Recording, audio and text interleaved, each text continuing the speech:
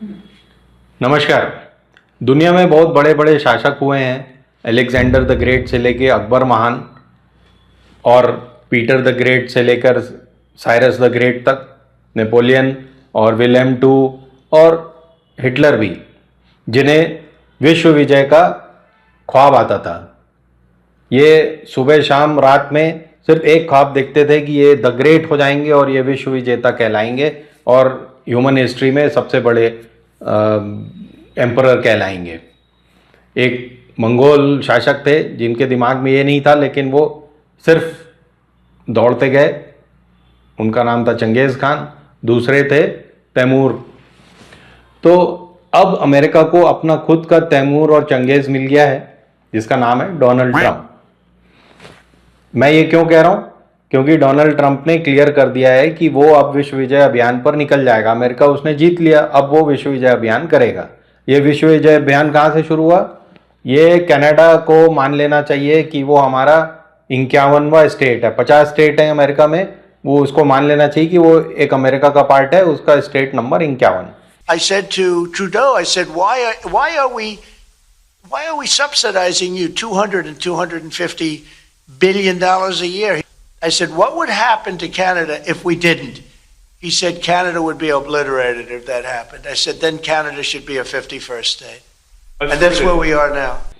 दूसरा उन्होंने कहा कि वो ग्रीनलैंड जो कनाडा अभी डेनमार्क के अंडर में है पिछले 800 सालों से, और एक किनारे में है कनाडा के ऊपर, मैप में आपने देखा होगा, उस पे कब्जा करना चाह रहे हैं क्योंकि वहां पे मिनरल वेल्थ बहुत है। Can you assure the world that as you try to get control of these areas, you are not going to use military or economic coercion? No. What is the strategy? Yeah. I can't assure you. You're talking about Panama and Greenland. No, I can't assure you on either of those two. But I can say this: we need them for economic security. फिर उन्होंने कहा कि ये जो gulf of Mexico क्यों कहलाता है? Mexico और यूएस के बीच में एक समुद्र है जिसे गल्फ ऑफ मेक्सिको कहते हैं। इसका नाम बदल के यूएस, गल्फ ऑफ यूएस कहना चाहिए। फिर उन्होंने कहा कि ये पनामा कैनाल जो है, ये पनामा के कब्जे से हटके अब हमारा कब्जा रहेगा इस पर, क्योंकि पनामा जो है वो चीन के साथ मिलकर कुछ गड़बड़ कर रहा है, तो हम ये पनामा पे कब्जा कर लेंगे, पनामा अपनी ऐसी तैसी कराए।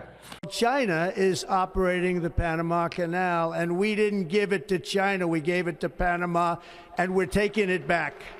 तो ये सब उन्होंने विदिन 2 हफ्ते हुए नहीं अभी उनको, अपने ये 78 वर्ष की उम्र में ये बने हुए, क्या बने हुए? President of America. अब उनका कहना है कि वो एक गाजा पे एक नाइट क्लब बनाएंगे, नाइट क्लब जैसा लास वेगास है उस तरह का, वहां पर एक पूरा जो अब तो गाजा में कुछ बचा नहीं, वहां पर सब फ्लैट हो गया, बिल्डिंगे, तो उसको साफ सूफ करके बढ़िया प्लेन चिकना करके वहां पर क्लब, गोल्फ कोर्स, ये वो सब बनाएंगे। कैसे? ये जो 1.8 मिलियन यानी 18 लाख, जो 18, 19, 20 लाख हो सकते हैं पैलेस्टीनियंस वहां पे, इन्हें हम भेज देंगे जॉर्डन और इजिप्ट, और ये जगह पूरी खाली की जाएगी, साफ बढ़िया चिकना, और वहां पर हम बनाएंगे क्लब। और क्यों बनाएंगे? क्योंकि उधर मेडिटेरेनियन सी है, बढ़िया सी बीच में अपना खाएंगे पिएंगे, लोग मस्ती करेंगे, जुआ खेलेंगे। अब काम खत्म पैलेस्टीनियंस का। The U.S. will take over the Gaza Strip, and we will do a job with it too. तो अगर हुआ तो हम अपनी सेना भी उतारेंगे वहां पर।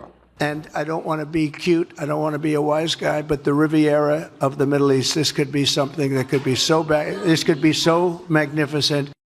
तो अब ये सुनकर पूरा यूरोप, पूरा मिडिल ईस्ट और चाइना, ये सब घबराए हुए हैं, पागल हुए जा रहे हैं कि ये कौन सा मानुष वहाँ पर प्रेसिडेंट बन गया है कि 2 हफ्ते के अंदर भी अपना वो विश्व विजय अभियान पर निकलना चाहता है।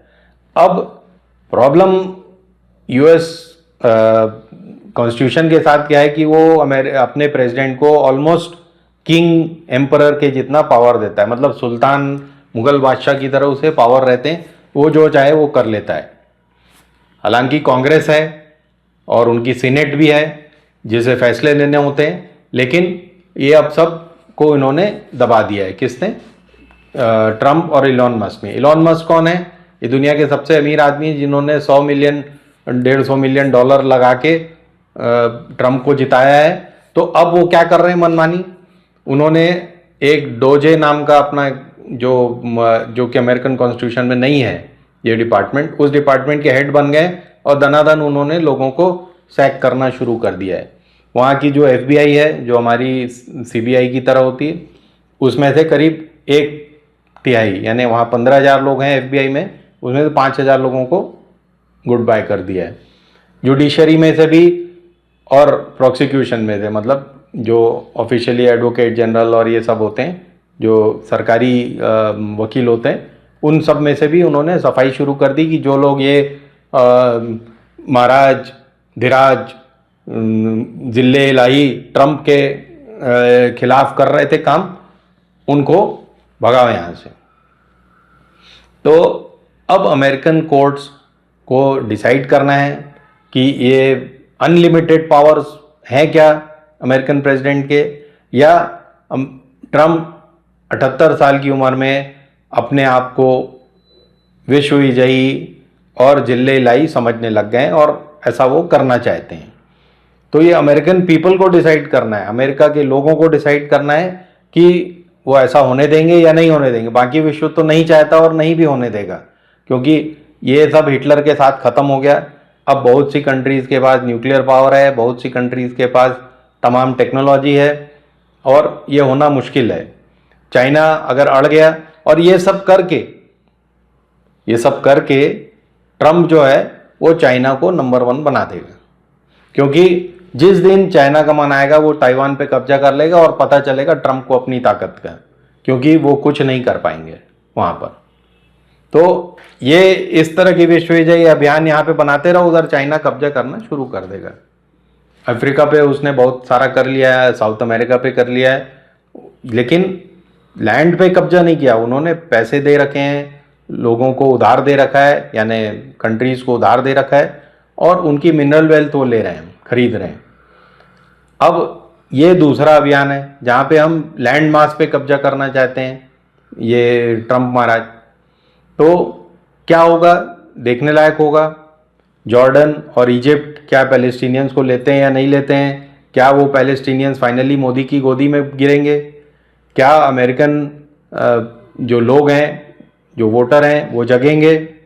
क्या स्थिति बनती है पुतिन और ट्रम्प के बीच में? क्या स्थिति बनती है US और UK और US और बाकी यूरोपियन कंट्रीज़ के बीच में? आने वाला समय काफ़ी खतरनाक भी है और इंटरेस्टिंग भी है। देखते हैं क्या होता है। धन्यवाद। हिंदुस्तान जिंदाबाद।